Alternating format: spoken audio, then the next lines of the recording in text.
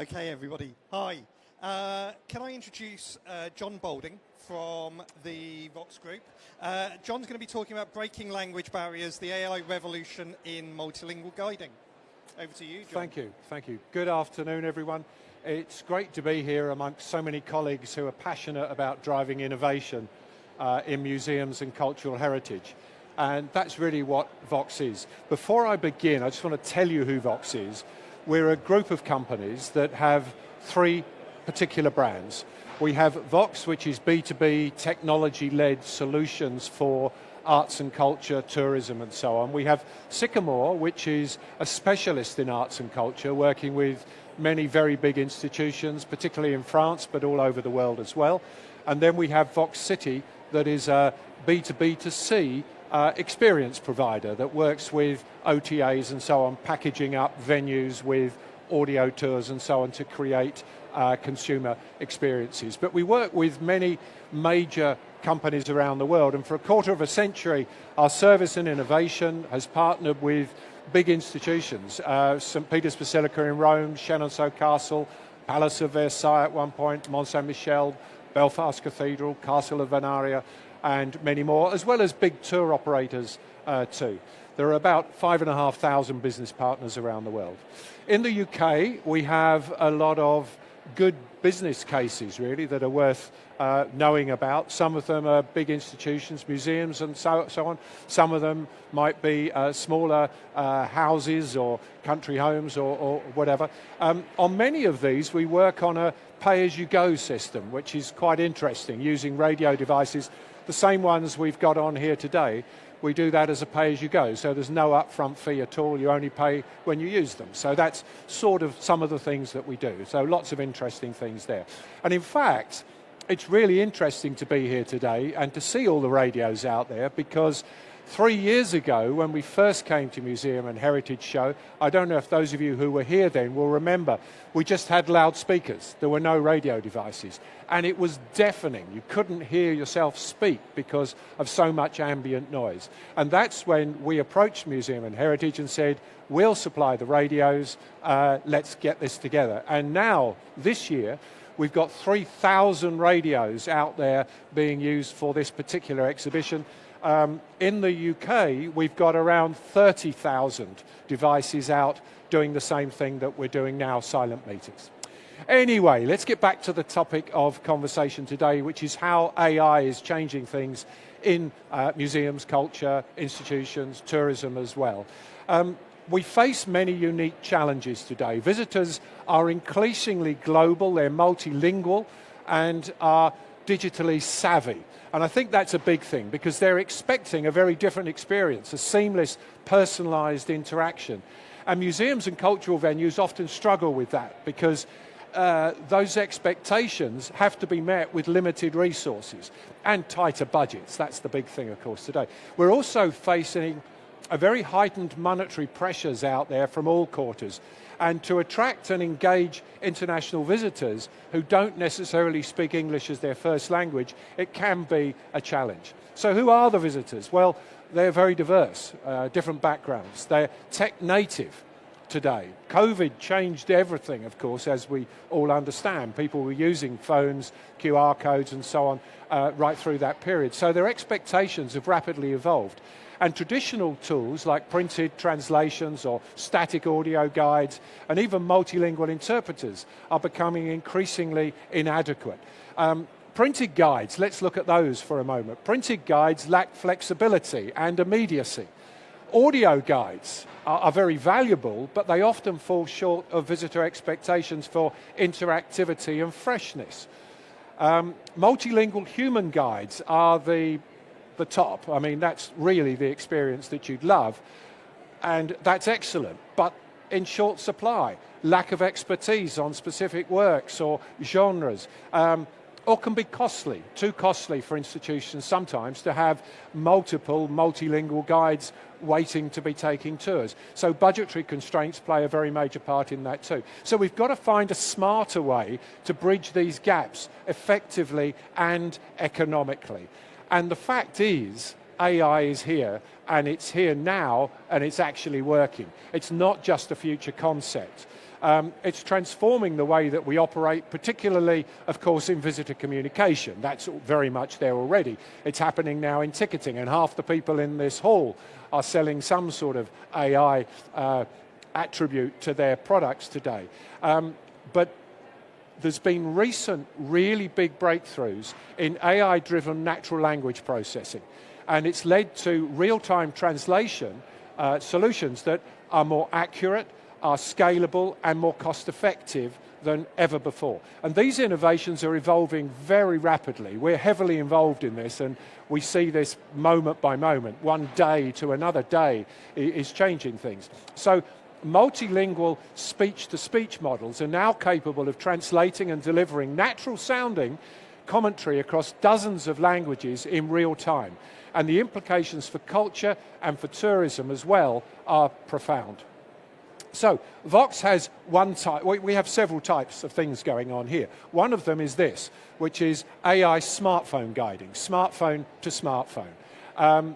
It's called Vox Connect, and it's able to deliver multilingual commentary spoken by a guide in a single language. Obviously, it could be English, could be Hindi, could be Italian, it doesn't matter. The guide speaks one language, and then the guests choose from a list of languages that they would like to be using. There's over 50 languages available, but there's a list on a phone that you program with about 13, 14 languages. Now that's really interesting because this is all done without app downloads. So the guests, the visitors, don't need to download anything. It's just streamed through their browser. They do need data, but that can be Wi-Fi or it can be internet data from data roaming. So it works on both ways. It's a QR code that's simply scanned by the guests, and they're connected with the guide, and they get the translation automatically. So it's frictionless, it's user-friendly, and it has no equipment requirement because the public have their own phones. It's not the perfect solution, though. It's not the total answer. The real answer, I believe, lies in group guiding in a very different way, reimagined, if you like. And this is the most transformative innovation that we're seeing possible right now. And we're doing it through this device here, which is a microguide radio. This is a 99-channel microguide. It's a Vox tool that links to the transmitter of the guide, which has multiple channels down which the language of the guide is translated by being connected to the internet. So it's a really simple system. It's very powerful. It entirely removes all the issues associated with smartphones, because smartphones are fine, but even Samsung can't get this together because not everybody's got the right model smartphone. Not everybody's got a full battery on their phone when they want to use it. Maybe the kids don't have a smartphone. Maybe they haven't got their earphones with them. There's all sorts of reasons why smartphones, or data roaming, there's all sorts of reasons why smartphones aren't perfect when it comes to this technology. So using a radio device for the guests or the visitors and a transmitter that's connected, a special transmitter connected to the internet for the guide, resolves the problem entirely. And it really will change the way that we can operate group sizes and assist in profitability, because it's user-friendly, it's dependable, and it's very streamlined. Take an example. This is an example scenario. Let's say you've got one guide. You've got 20 English speaking, you've got 8 Italian, 7 French, and 2 Japanese. So normally that would be a really difficult situation. A single art historian or guide would want to try and deliver multiple languages, can't do it. So you have to bring in more guides. Maybe you can't find the right guides at the right time, or whatever's the situation. So doing it this way with this radio technology changes things. The cost reduction is absolutely huge. I mean, if you think about a half-day multilingual guide, you might need 4 for those 4 different languages. £208 for a half-a-day guide is $832. If you can do it with one guide, it's only 208. So it makes a really big difference to profitability and the ability to link that group together and run multiple groups at the same time as well. So the result is that you've got improved profitability, you've got reduced fixed cost, and you've improved the yield on every tour that you're operating. There's also visitor satisfaction too. It comes in several ways. Visitors experience increased flexibility by using radios because they don't have to stand next to the guide with the guide spitting over them as they're trying to make themselves heard. You know what I mean, what it's like. So they don't have to cluster. They can create a much more comfortable and immersive experience when you're using radios. Guests can wander at will. They can look at the paintings, look at the artifacts, without missing vital storytelling. And it's not just group visitors who are benefiting, it's everybody in the museum or the gallery that's benefiting, because they're not having to listen to third-hand commentary from a guide that's not their guide, someone that's shouting further down the hall. So the experience is greatly improved in many, many ways. And that noise pollution creates a much better ambient noise, as you've seen here, and groups can share proximity much more closely. Sometimes you might be in a situation where a group can only be one group in a room at a time. Using this system, you can bring the groups together, as well as you bring in the multilingual aspect. So better results all round, quite frankly. Real-world experiences using group guiding technology has validated that, and we're doing this all over the world. So guides can manage larger, more linguistically diverse groups efficiently and maximizing the use of human resources. That's really what's at the key of this. With all that amortization of costs and the reduction of confusion and so on, AI is going to really change the way, I believe, that groups can be operated and significantly enhance satisfaction. And from that, you'll get higher ratings and you'll get better recommendations. And that's really at the heart of it. So how does all of this work? How does the technology work? So the way it works is that the guide speaks into a lavalier microphone. That's like one of these. It sits on the lapel. The lavalier microphone is plugged into a Vox unit, which is a multi-channel unit. It's a four-channel unit. And what happens is that the voice that's going into the unit is transmitted via the internet to Vox servers, which are connected to large language models. That allows the translation to take place. It comes back to the guide's unit, and then the voice is sent out to the radio units of the guests that are listening. This has got 99 channels. So this system is going to use 4 channels per guide, 4 languages. The guide's own voice and 3 other languages being translated at the time. And that can be up to 50 different languages right now that you can choose from. I'm sure in about a couple of months it might be 80 languages or 100 languages. It's developing so fast.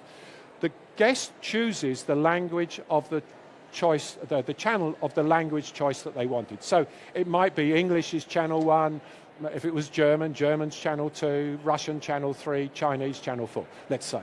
And that allows multiple groups to be in a room at the same time, more than 25 groups at one time in the same place, because there's 99 channels on the program. The guide unit weighs only 270 grams, so it's a very small unit. The guest units weigh only 47 grams, this little thing here. You're welcome to come and have a look at that. So the guide chooses whether they want a male voice or a female voice. Normally you choose the voice that you have yourself, and that is then transmitted to the guests. So that's how that works basically. It's a pretty interesting system and very, very effective. What does it mean for you? I think that's the crunch point here. Well, AI-powered multilingual solutions, as you've seen, is not just a buzzword now. It genuinely represents a solution. It's not innovation for innovation's sake. It gives a scalable pathway to improving accessibility, it enhances visitor satisfaction, and it helps you make the most of limited budgets. So our goal is, through all of this, to deliver those enriching experiences and driving the sector forward to grow and be a much bigger part of what we're able to do. There is something else I just wanted to flag, which is self-guiding. This is an important multilingual aspect too, and can often be used to enhance and seamlessly integrate with group-guided tours. When a group-guided portion finishes and people want to split away and do different things themselves, using a smartphone technology that allows them to self-guide with multilingual, both internally with floor plans or externally if you have an outdoor venue, is a really good option for them to do that, and we have that technology as well. So at the end of the day, what is the future holding here for museums and heritage in terms of AI? I think looking ahead, the opportunities presented by AI are both exciting and transformative.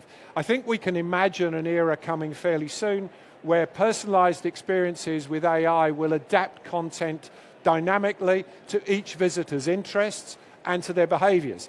And that'll be an extension of their group-guided experience. That's going to be a really exciting time because it's going to really deeply engage and individualize museum journeys.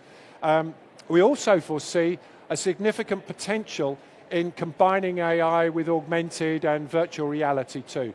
We're not doing virtual reality right now. That's not really where we see the opportunity or the need at this moment. But in the future, I'm sure that will happen as people perhaps break away and do these more individual things. And additionally, I think AI is going to play a very key role in delivering powerful analytics, data that you can have, that you can use to get invaluable insights into visitor behavior, their interest, their emotional engagement, that sort of thing. So curating more compelling exhibitions, that's ultimately the end of the goal there. So the future holds immense promise for AI-enhanced visitor experiences, and we're committed to be leading those innovations. That's what we're doing. In summary, I think there's a few simple, important actions you might consider. Firstly, you've got to look at your visitor flows right now and say to yourself, would radios help your institution? If radios would help for all the reasons we talked about, then could you reduce ambient noise, operate tours in closer proximity and boost your reviews? Secondly, think about the international audience. Are you really yet offering a genuinely inclusive experience for non-English speakers? Could AI help you? Would it help transform what you're doing? Would it reduce guiding costs and fixed costs? Would it improve yields on tours so that each particular tour is more profitable? And would it create a more personalised experience for your visitors too? And then thirdly, if all of that makes sense, then come and talk to us, because we can perhaps tell you some of our learnings, help you understand what we've done with other institutions and venues. And then remember, as I said at the beginning, we have a pay-as-you-go system that has been very appealing for many institutions in the UK, and also a full multimedia service through our Sycamore brand for specialist arts and culture interpretation. So we're over on stand A3, which is just over near the entrance. We invite you to come along and talk to us there if you'd like to. We can discuss tailor-made solutions for you, and we can help you ensure that museums, cultural sites remain really relevant and thrive in this new world that's increasingly multilingual and connected. Let's keep the conversation going. If you've got any questions, I'd love to answer them for you. Please. I need to put the earphone in. Thank you. Thank you, John. Thank you. Do we have any questions from the audience? Yes, we do, just here.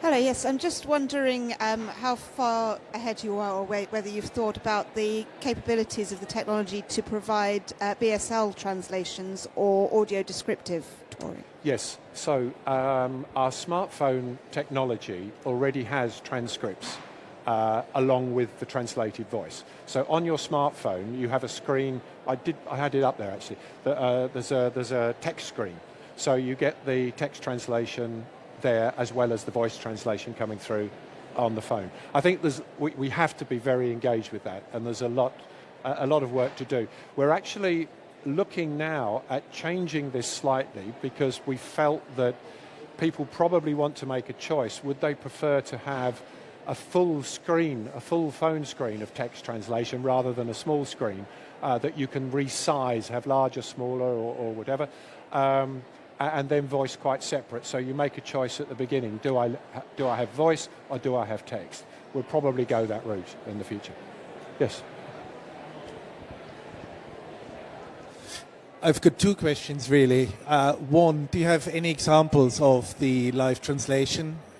So proofs in the pudding. How do you translate it into German, French, Yeah, sure. Chinese? If you come to our stand, we'll show you. And the other question is, it seems to be that you're heavily reliant on this server providing the translation. Yes.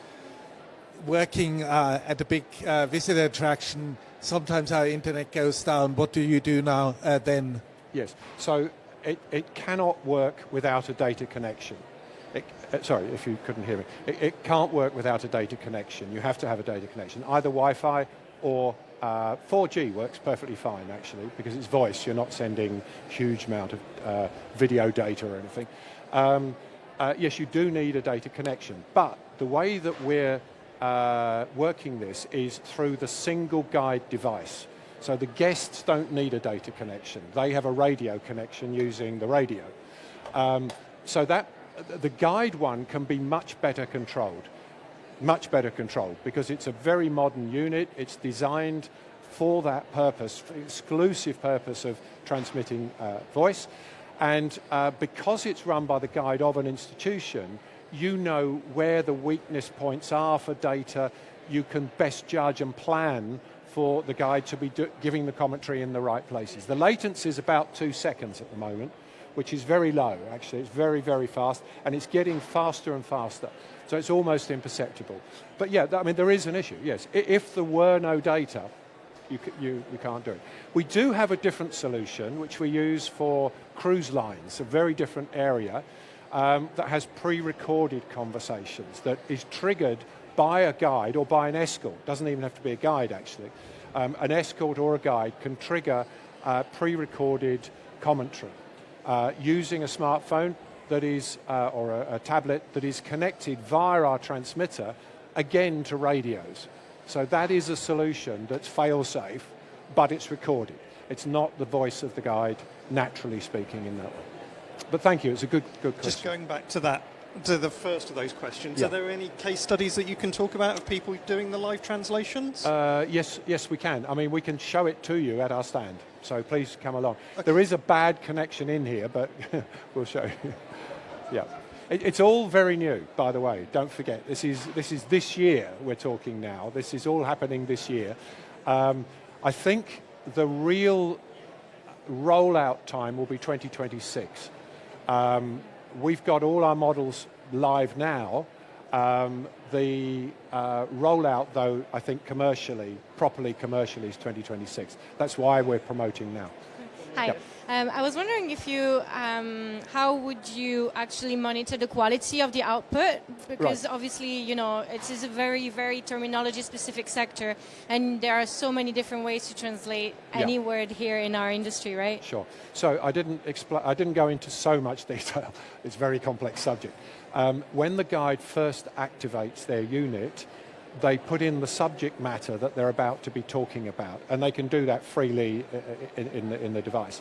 That allows the AI right at the start to understand what it is that the guide is going to be talking about. So that will help in terms of referencing and understanding.